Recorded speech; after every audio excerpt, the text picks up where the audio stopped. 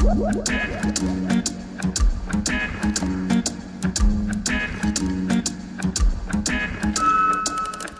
sommes Nina Payen et Camille Georges. Vous écoutez Pause Théâtre, le podcast qui vous dévoile l'envers du décor. Bonjour à toutes et à tous, c'est Nina Et Camille. et aujourd'hui nous sommes rejointes par Cyprien et Céline qui vont nous parler de l'école Eugen Production. Bonjour. Bonjour. Ça va, comment allez-vous? Très très bien. Très bien. Nickel. Alors on va commencer d'abord avec Cyprien qui est en partie cofondateur de l'école. Est-ce que déjà tu peux nous parler de toi et de comment t'es venue ta passion pour l'impro? Avec grand plaisir. Et bien moi à la base j'étais pas du tout dans le monde du théâtre, j'étais dans le monde des musées et de l'histoire de l'art. J'ai démarré après un bac S SPEMAT, une licence d'art plastique à Angers, à la Cato d'Angers. Puis après j'ai fait une L3 histoire de l'art et je suis après arrivé à l'école du Louvre pour faire de la recherche en histoire de l'art sur les masques de théâtre no japonais et ensuite sur les musées de mathématiques. Donc deux sujets qui n'avaient rien à voir l'un avec l'autre. Et après ça, j'ai préparé la grecque d'art plastique, je ne l'ai pas eu, et ensuite j'ai fait une école de théâtre professionnel. Alors j'ai pas découvert le théâtre pro, enfin le théâtre à texte à ce moment-là, j'en avais déjà fait un petit peu avant, et j'avais fait déjà beaucoup d'improvisation. En fait, dès le début de mes études, j'ai fait des cours d'improvisation en parallèle, et j'ai pas arrêté depuis. Quand je suis arrivé à Paris pour l'école du Louvre, justement, j'ai découvert les cours d'Eugen Production, qui était une asso qui existait depuis 2012. Et j'ai commencé à faire de l'impro de manière plus sérieuse, plus exigeante, quasi semi-professionnelle, à partir de ce moment-là. Donc c'était en 2016 à peu près, quand je suis arrivé à Paris. Et c'est ça qui m'a aussi donné envie de me professionnaliser. Et donc après la grecque, j'avais mis un peu d'argent de côté, et j'ai voulu faire un cours d'art dramatique professionnel qui s'appelle le Foyer, où là on ne travaillait que du texte, mais vraiment que du texte. J'ai poussé une 40aine de scènes, j'ai préparé les concours des écoles nationales, et après ça, il se trouve qu'avec un de mes anciens professeurs, donc Yann, qui dirigeait la compagnie Eugen Production, on voulait professionnaliser la compagnie à ce moment-là. Et on s'est rejoints et on a créé une nouvelle structure professionnelle. Voilà comment je suis arrivé à l'improvisation et chez Eugen. Et comment t'es venue cette envie d'enseigner? Alors l'enseignement, au début, j'ai pas du tout eu le choix. J'étais donc à Angers, dans une compagnie qui s'appelait Les Improvisiaques, dans laquelle j'étais déjà depuis 1 an et demi, 2 ans. Et puis notre coach, celui qui nous donnait les cours, qui s'appelait Ali, malheureusement, du jour au lendemain, a été expulsé de France. Et il a fallu que je prenne les rênes de la compagnie, parce que j'étais très proche de lui, et il envisageait de me faire devenir coach de la compagnie d'ici quelques mois, mais ça s'est précipité. Donc du jour au lendemain, on a été obligé dans la panique de créer des cours, de créer du contenu, et que j'ai été obligé de les animer. Alors, j'étais très content, j'ai dit obligé, évidemment, parce que la situation le demandait. Mais ça m'a donné le goût de l'enseignement. À ce moment-là, je l'avais déjà, parce que quand j'étais dans mes études, au début de mes études, je voulais être enseignant-chercheur. Donc c'est ça d'ailleurs qui m'avait emmené à l'improvisation, en fait. Je me suis dit, je vais écrire une thèse, donner cours, et ça serait bien de travailler un peu sur l'oral, parce que j'avais jamais fait de théâtre avant le bac. Et à la fin du premier semestre de L1, je me suis dit, allez, je fais du théâtre d'impro, et j'ai rejoint cette compagnie, les Improvisiaques, à ce moment-là. C'est quoi ce que tu préfères dans l'enseignement? C'est l'imprévu, parce que les élèves vont toujours créer de nouvelles choses, et surtout les débutants. C'est très étonnant. Il y a un de nos mentors, Keith Johnston, qui dit que pour enseigner la spontanéité, enseigner la spontanéité, il faut être soi-même spontané. Donc il ne faut pas arriver avec le cours ultra structuré au cordeau, avec le minutage à 5 minutes 30 pour chaque exercice. Alors on peut faire ça, et c'est même très intéressant pédagogiquement de le faire, surtout quand on démarre en tant que prof. Mais il faut réagir avec ce qui est là, en fait. Si déjà notre groupe il est constitué de 6 personnes au lieu de 12, on ne va pas suivre bêtement notre déroulé. Si on sent que les élèves sont fatigués, si on sent que y a peut-être eu un événement, j'allais dire presque géopolitique la veille. En fait, on est constamment soumis à l'improvisation quand on enseigne. Et il y a aussi une très belle phrase de Jacques Copeau qui disait, il disait ça du point de vue de la mise en scène, il disait Il ne faut pas qu'un metteur en scène se dise, quand il travaille un texte, qu'est-ce que je vais faire avec ce texte, mais plutôt qu'est-ce que ce texte va faire de moi. Pour en fait, laisser la place au texte d'impacter la personne qui vient, plutôt que de venir avec des idées de metteur en scène, de dire il faut faire ça, et j'adapte, je force le texte à rentrer dans mon moule. Et en tant que professeur, il faut trouver l'équilibre entre les deux. C'est-à-dire, on ne veut pas proposer un moule, évidemment, mais on veut emmener les élèves quelque part. Et en même temps, pendant ce chemin, les élèves aussi, ils nous emmènent quelque part. Et les meilleurs moments, c'est les moments où on doit inventer, où je suis obligé de créer un exercice ou une variante d'exercice sur le vif, en fonction d'une difficulté que j'avais jamais vue, ou parce que les élèves n'ont pas du tout compris ce que j'ai présenté. Donc c'est évidemment de ma faute, pas de celle des élèves. Et qu'ils inventent quelque chose de complètement nouveau. Et ça, c'est hyper réjouissant. Et ça donne envie de continuer et de ne pas s'arrêter. Bah déjà, là, on voit pas mal ta vision du théâtre et de l'improvisation. Du coup, est-ce que tu peux un peu nous parler de la pédagogie de l'école ? Ouais. Aussi bien dans le sens pratique que, je sais pas, philosophique, tout ça. Bon, après, peut-être que tu peux pas parler au nom de Yann, mais aussi même lui, si tu as une idée de comment il a créé l'asso en 2012. Ouais. Je peux parler d'un double point de vue parce que avant j'étais élève, donc j'étais élève de Yann et je suis arrivé chez Eugen à un moment où il construisait un cours semi-professionnel et j'étais parmi les premiers élèves. Et donc j'étais, c'est moi ce qui m'a plu, c'était le discours qu'il y avait avec. Et en fait, ce discours, il est toujours actuel. Et c'est maintenant comme ça qu'on présente aussi la compagnie et sa pédagogie. Un des premiers aspects, en fait, c'est la théâtralité. On milite beaucoup pour arrêter aussi arrêter de faire la distinction entre impro et théâtre. C'est-à-dire, il n'y a pas l'improvisation. Et à côté, il y a le théâtre qui est le théâtre à texte. Parce qu'en fait, il y a beaucoup d'improvisatoristes qui disent ça, qui disent ah, moi je fais pas du théâtre, je fais de l'impro. Et ça sous-entend en fait que l'impro n'est pas du théâtre. Et nous, on affirme beaucoup ça dans notre pédagogie, que il faut avant tout, pour faire de l'impro, alors il y a plein de techniques à notre disposition, mais il faut surtout être théâtraux. Alors ça veut tout et rien dire, mais en tout cas, on est sur un plateau de théâtre.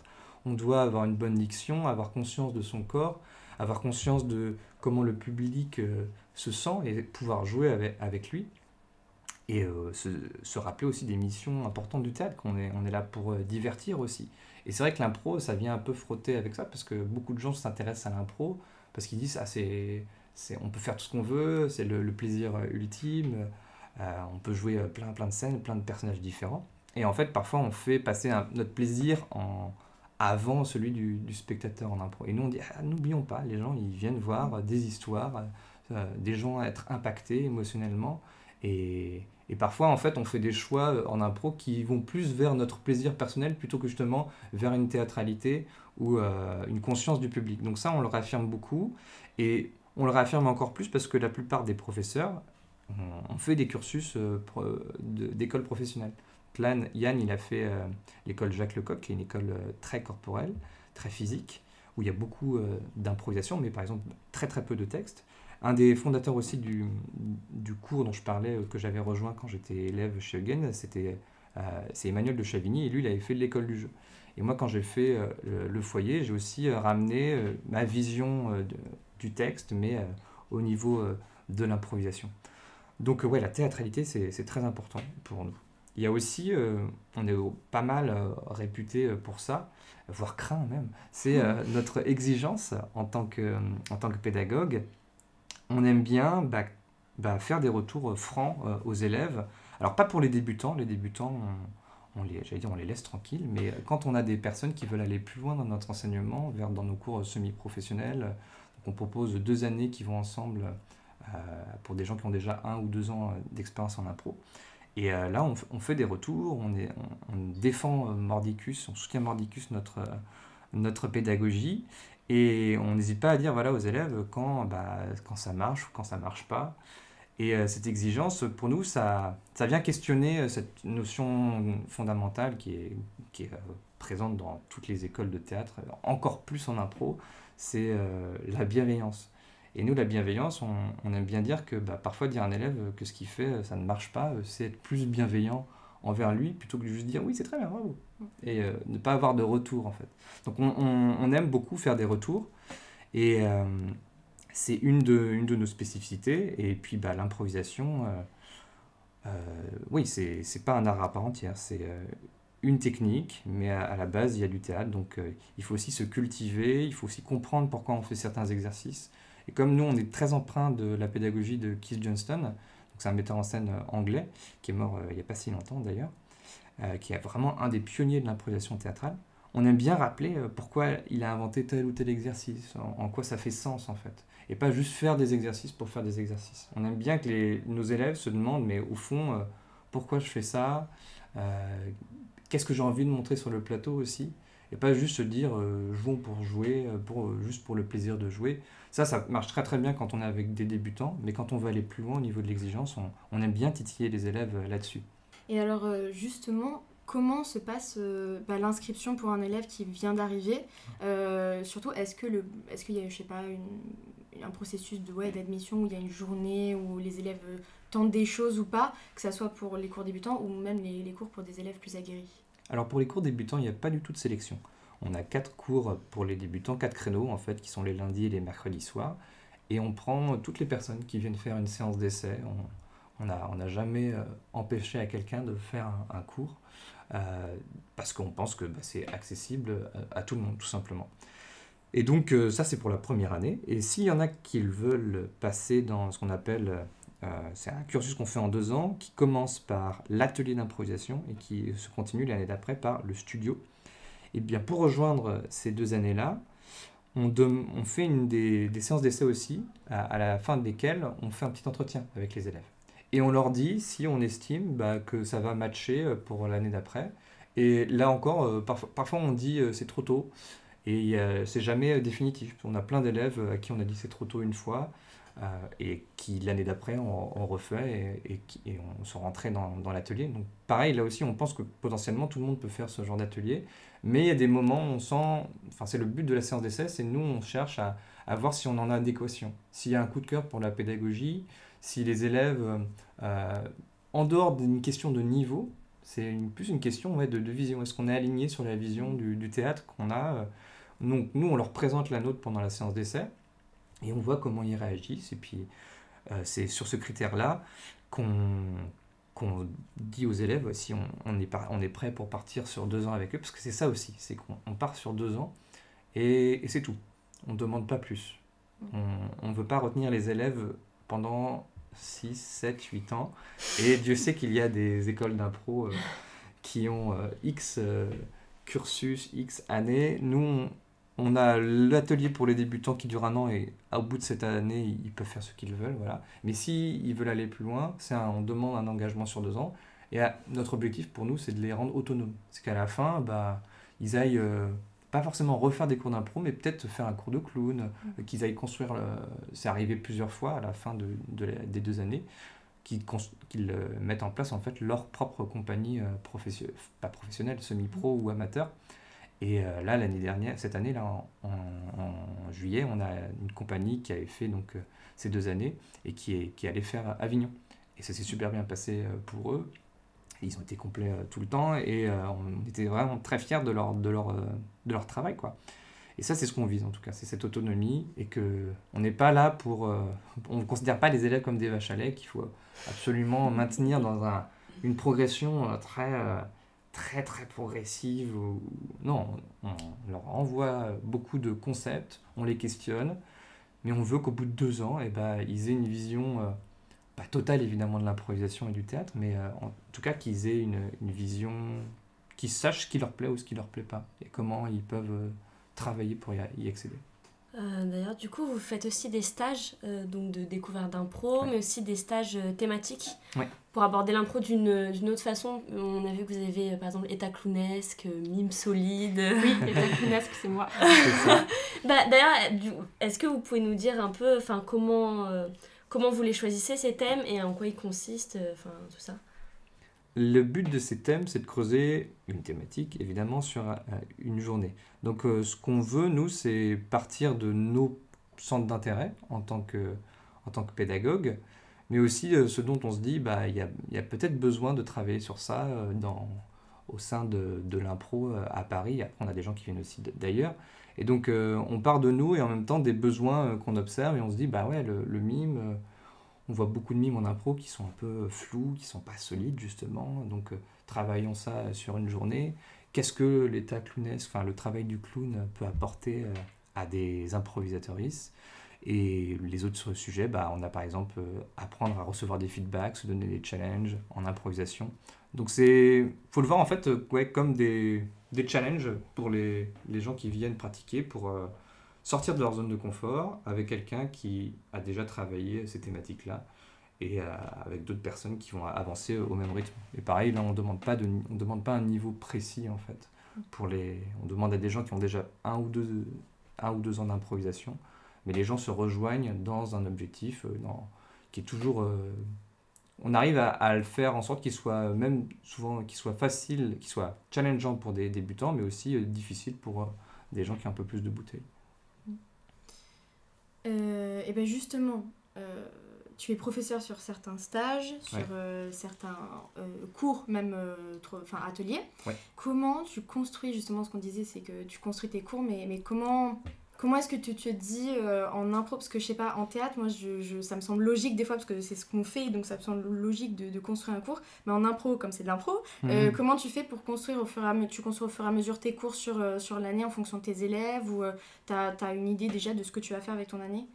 Alors à l'échelle de l'année, oui, on a déjà des idées sur là où on veut emmener les élèves. À l'échelle de l'atelier, de la séance, on va dire, on a aussi des idées. Et ensuite, à l'échelle même dans la réalité, on confronte justement souvent des objectifs, des thématiques. Par exemple, se dire, là, sur 2 ou 3 heures, apprenons aux élèves à créer les bases d'une histoire. Les bases, on appelle ça souvent parfois la plateforme, c'est qui, où, qui est sur scène, qui est l'autre personne sur scène, où est-ce qu'ils sont et quoi, qu'est-ce qu'ils sont en train de faire. Parfois, on appelle ça en interprétation la situation théâtrale. Donc on leur apprend à faire ça et on démarre avec des exercices progressifs où ils font juste du kiki ou en cercle, puis après on les met en jeu, puis après ils font des scènes où ils essayent de définir par la parole sur l'autre ou sur eux-mêmes c'est qui est en face de moi ou qui je suis. Et donc on arrive toujours à un moment scénique en fait au sein de chaque séance. Ça c'est on va dire c'est les séances classiques. Après il y a des séances un peu plus originales qu'on fait plutôt dans l'année, on va dire, l'année de l'atelier d'impro et du studio, où on a des séquences sur les personnages où les élèves viennent costumés avec un personnage, et de début jusqu'à la fin, ils sont en personnage, et on les challenge là-dessus. Donc on alterne entre séances classiques, progressives, et moment pédagogique important. Moi, je sais, par exemple, là, d'ici 2 mois, avec les élèves de l'atelier d'impro, je vais leur demander de faire des solos mimés. Donc, je vais leur donner juste une action simple, par exemple, ouvrir une porte, et ils démarrent là-dessus, et ils cherchent à rendre cette action la plus intéressante possible. Donc, peut-être que la porte coince, ou alors c'est une immense porte, il faut essayer de l'agripper, parce qu'on est un être tout petit, au contraire, c'est une toute petite porte, et chercher les variations autour de ça pour qu'ils se sentent libres d'être seuls sur le plateau avec aucune parole. S'ils arrivent à ça, on se dit ça c'est déjà une bonne base, c'est-à-dire qu'ils vont commencer déjà à avoir une bonne conscience du corps, de l'espace, des réactions du public. Parce que dès que le public réagit, on leur dit allez-y, étire ça. Ou si on sent que le public est touché, met de la respiration là-dedans. Donc ça c'est par exemple pour cet atelier, on démarre par ça, ce moment pédagogique, et puis après il y a le moment sur les personnages, sur les scènes sérieuses. Donc ça, c'est plutôt en fin de chaque module. Parce que globalement, en fait non, tous nos ateliers à l'échelle de l'année sont très structurés. On a un programme pédagogique pour les ateliers pour les débutants, on a un programme pédagogique aussi pour l'atelier d'improvisation et un autre pour le studio. Et après, au sein de ces séquences, il y a aussi la liberté du professeur de ramener ses exercices, sa pédagogie à lui, et on essaye de mélanger tout ça. Est-ce que tu aurais un conseil pour ceux qui n'osent pas vraiment se lancer dans l'improvisation ou qui débutent à peine? Il faut trouver un atelier où vous vous sentez libre d'échouer, où on vous fait comprendre que se tromper, c'est une vraie occasion d'apprendre des choses. Ça, c'est, je pense, aussi une de nos autres valeurs dans la pédagogie. Et c'est une valeur qui est assez globalement partagée en improvisation, mais souvent elle disparaît au fur et à mesure. Et en fait, il faut constamment, pour des débutants, mais aussi des plus expérimentés, se rappeler, on n'a pas de, on peut avoir des principes en impro, il peut y avoir des techniques, mais il ne faut pas avoir peur de se tromper, quoi, parce que c'est de l'impro. On fait de l'improvisation, donc il y a de fortes chances que si on prend des risques, on va tenter la scène bouse ou la scène géniale, quoi. Donc il faut trouver un cadre où on se sent libre de se tromper au maximum, et où face à l'échec, on dit on y retourne encore, again. Excellent, excellent. Est-ce que tu as un spectacle ou plusieurs spectacles d'impro à conseiller à quelqu'un qui a envie d'aller voir de l'impro à Paris? Tu peux totalement faire de la promo personnelle et parler d'impro, bien évidemment. Dommage de ne pas en faire. J'ai envie de parler de nos 2 spectacles un peu phares au sein de la compagnie, parce qu'ils sont très différents. Il y a un premier spectacle qui s'appelle Fushigi, qui est un spectacle d'improvisation à la manière de Miyazaki, qui a été créé il y a 5-6 ans de cela. Et en 1 heure de spectacle, on crée une histoire originale, pas avec les personnages de Miyazaki, pas avec ces univers qui existent en tant que tels. On recrée vraiment un univers, des archétypes qui sont des hommages en fait à ceux qui existent déjà dans les films. Et c'est une histoire originale à chaque fois. On est 4 comédiens, 2 garçons, 2 filles. Et ça démarre par l'action d'une héroïne dans un lieu qui est baigné de la couleur que le public a choisie. En fait, le public choisit une couleur au début et à partir de ça, on crée toute une histoire. Et il n'y a pas de concertation entre nous, on est tous sur le plateau, on est très engagés corporellement. Et c'est un spectacle que la compagnie a créé au début pour pouvoir amener justement de la poésie en improvisation, montrer qu'il peut y avoir des spectacles qui ne sont pas forcément drôles et qui valent le coup. Et donc on le classe souvent dans le milieu de l'impro. Il y a plein de classifications des différentes typologies et on parle souvent de long forme, ce qui est un mot qu'il faut questionner aussi, mais c'est l'idée que c'est un format long, quoi. C'est pas plein de petites scènes. Et c'est challengeant de faire ce genre de spectacle, surtout en respectant, en rendant hommage à un auteur, un réalisateur. Et le spectacle est accompagné de musiques originales qui ont été créées, qui sont aussi dans le style de celle de Joe Hisaishi, le compositeur de Miyazaki. Voilà, c'est un spectacle très corporel avec du mime, les bruitages sont faits en direct et des personnages très hauts en couleur, voilà, qui nous replongent dans les films. Donc c'est un spectacle que je joue depuis 5 ans et je suis jamais fatigué de le faire ou de le revoir. Et c'est un spectacle qui est beaucoup en diffusion, donc vous le croiserez pas trop sur Paris, mais qui sait, ça reviendra peut-être. Et à côté de ça, il y a notre spectacle qui s'appelle Impro, le spectacle d'impro, qui pour lui est à l'opposé de Fushigi, dans le sens où c'est ce qu'on appelle un short form, donc c'est petit format. C'est plein de scènes qui durent entre 30 secondes et 8 minutes, et en 1h15, on en fait une dizaine, une quinzaine, avec très peu de fioritures. On est vraiment juste dans l'interaction avec le public. 3 comédiens, comédiennes sur le plateau, un musicien. On demande tout et n'importe quoi. Qu'est-ce que j'ai dans la main? Un agenda. À quelle page je suis au 17 novembre 1958? Très bien. Et on démarre la scène tout de suite, sans fioriture. Donc c'est un rythme très soutenu. Et ça, c'est tout aussi, si ce n'est plus difficile que de faire une histoire longue. Parce qu'il faut créer sur le vif des histoires qui se valent, qui ont de la valeur, qui sont là principalement des histoires comiques, drôles, mais il y a aussi des petites bulles de poésie, de tragédie aussi là-dedans.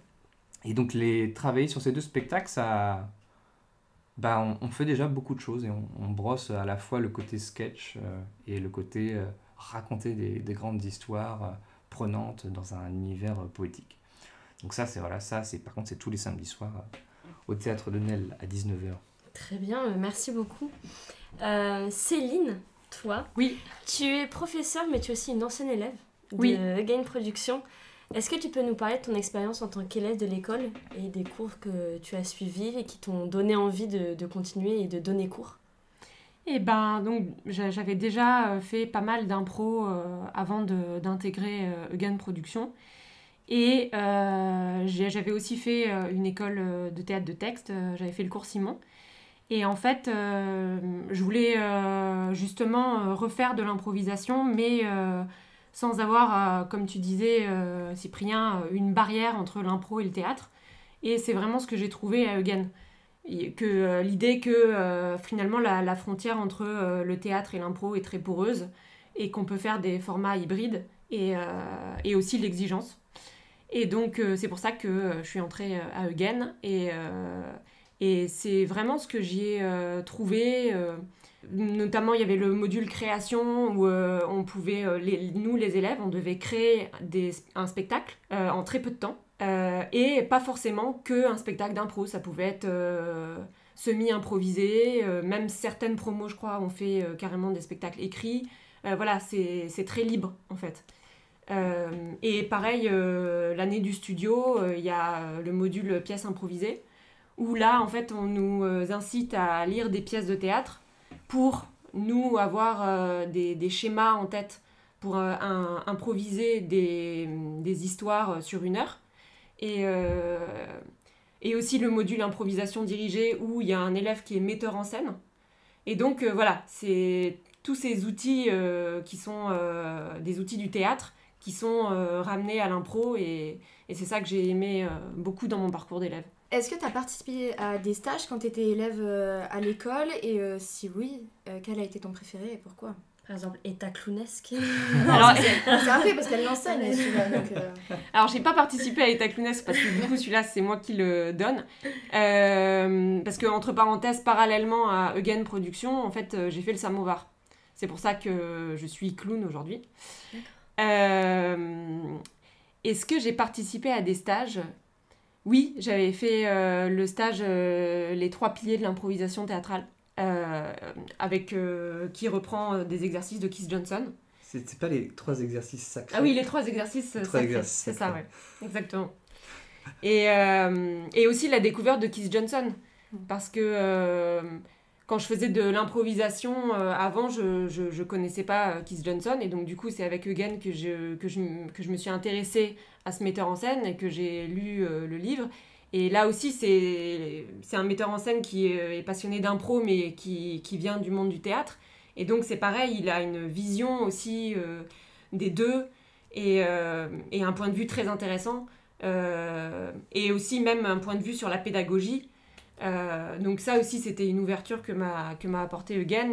Et donc, le stage, oui, les 3 exercices, ça a permis de concrétiser ce que j'avais lu dans le livre. Justement la spontanéité, le rapport à l'échec et l'écoute aussi. Donc oui, c'était une super bonne expérience. Du coup, comme tu le disais, tu es professeur surtout sur le stage clownesque. Oui. Bah oui. Explique-nous en quoi il consiste, qu'est-ce que tu enseignes et puis surtout, tu es clown. Mais oui. En fait, je suis aussi prof de clown au Samovar du coup maintenant. Et j'ai pu aussi enseigner dans le conservatoire du 19e. Donc l'année dernière, j'ai pu me faire une expérience de professeur d'impro et professeur de clown, même si finalement, c'est un peu comme le théâtre de texte et l'improvisation. Finalement, le clown et l'improvisation ne sont pas si séparés que ça, hein, la frontière est très poreuse. Et en fait, il y a beaucoup de clowns dans l'impro, et il y a beaucoup d'impro dans le clown. Et il y a beaucoup d'exercices d'ailleurs que je fais dans mes cours de clown, que j'ai repris de l'impro, et vice-versa. Simplement, je n'ai pas les mêmes attentes.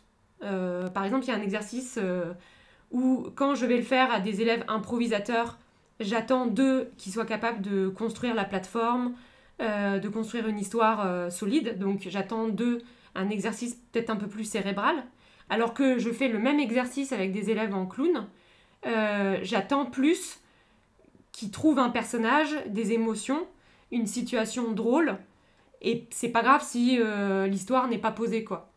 Voilà. Mais donc voilà, il y a plein d'exos en fait que je peux faire en commun, quoi. C'est ça qui est passionnant. Et le clown m'a fait de moi forcément une professeure d'impro un peu différente. Je pense que ma spécialité un peu chez Eugen, c'est les émotions, l'incarnation, les personnages. Et voilà, quand j'enseigne, je pense que j'axe beaucoup là-dessus aussi. Et peut-être l'autre différence, c'est que je laisse les élèves jouer pendant des fois un long moment. Des fois, je les laisse 5 minutes, 6 minutes, donc ils disent Céline, elle nous fait jouer pendant super longtemps. C'est parce que je sais que des fois, vu que c'est des élèves qui sont en cours d'apprentissage, c'est le temps qu'il leur faut pour arriver à trouver les émotions en fait et à développer la situation comique.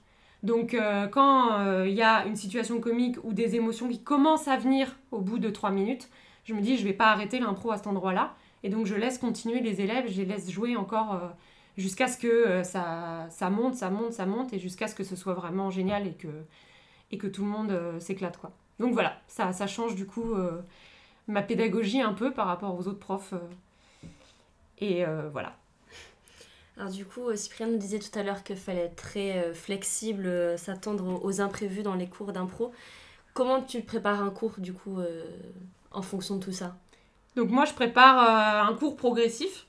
J'ai un objectif et je vais... en général, les objectifs, ça peut s'étaler sur 3 séances. Et pour chaque séance, on monte une marche, disons.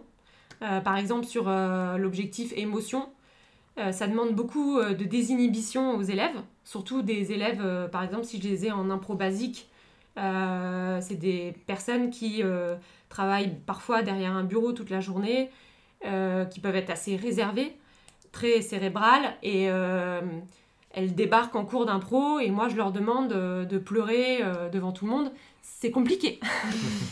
Donc, évidemment, on va y aller par étapes, et mes cours sont progressifs. Au début, je fais des exercices faciles. Je demande au groupe en entier de jouer une émotion, pas à une seule personne. Et puis, petit à petit, je demande aux élèves d'aller de plus en plus loin dans la désinhibition, en fait. Et des fois, je sens des blocages. Et ce qui est beau, c'est quand on voit des élèves se débloquer soudainement. Au bout du 4e cours, il y a un truc qui saute. Hop. Donc voilà, c'est progressif comme ça. T'as un exercice de prédilection qui souvent arrive à ce que les gens sortent un peu d'eux-mêmes, qui se débloquent. Alors, je leur donne des outils, notamment les déformations du corps, jouer des animaux, jouer les 4 éléments. J'utilise la musique aussi. La musique, ça peut être un bon outil pour qu'ils se débloquent. Et souvent, ce que je fais aussi pour arriver à les désinhiber plus vite, c'est que... quand on travaille vraiment sur les émotions ou les personnages, ce que je fais, c'est que je leur donne déjà le cadenas de l'histoire. Comme ça, Canevas, tu veux dire. Le canevas, pardon. Merci. Je leur donne déjà le canevas de l'histoire. Comme ça leur fait une charge mentale en moins. Ils n'arrivent pas sur scène en réfléchissant et en se disant comment il faut que je construise l'histoire. Donc déjà, leur cerveau est libéré. Et je leur dis, votre cerveau, laissez-le derrière les coulisses. Puisque l'histoire est déjà construite, vous voyez, là, je vous ai déjà donné vos personnages, je vous ai déjà donné la situation, je vous donne tous les éléments, donc tout l'aspect cérébral de la construction de l'histoire, vous n'avez pas à vous en occuper, donc vous laissez votre cerveau au vestiaire, et vous arrivez sur scène en vous lâchant, quoi. Et en général, ça marche plutôt bien, ça, puisque du coup... Et donc, ce qui aide aussi, c'est de donner des situations avec un très gros potentiel comique, où je sais que ça va être facile pour eux d'être drôles facilement dans cette situation-là. Avant qu'eux arrivent à trouver eux-mêmes les situations comiques, je leur donne déjà des situations toutes faites. Eh bien, merci beaucoup. On arrive sur la fin de cette interview sur Yann Productions. C'était super intéressant. La rentrée commence à partir du 4 septembre pour vous. Les élèves peuvent toujours rejoindre les cours ? Tout à fait. Super. On a encore de la place sur nos ateliers débutants. Nos ateliers de l'atelier d'impro et le studio, eux, sont déjà complets. Et on a aussi de la place sur nos stages, que ce soit les stages thématiques, mais aussi les ateliers d'impro, d'initiation à l'improvisation. Eh bien, écoutez, si cette interview vous a plu, vous savez quoi faire. Merci d'être venu, d'avoir répondu à toutes nos questions. Et puis, on vous dit à la semaine prochaine sur Instagram pour un petit réel, soit récap, soit recommandation. Sinon, on vous dit à dans 2 semaines pour un nouvel épisode. Sur ce, des bisous.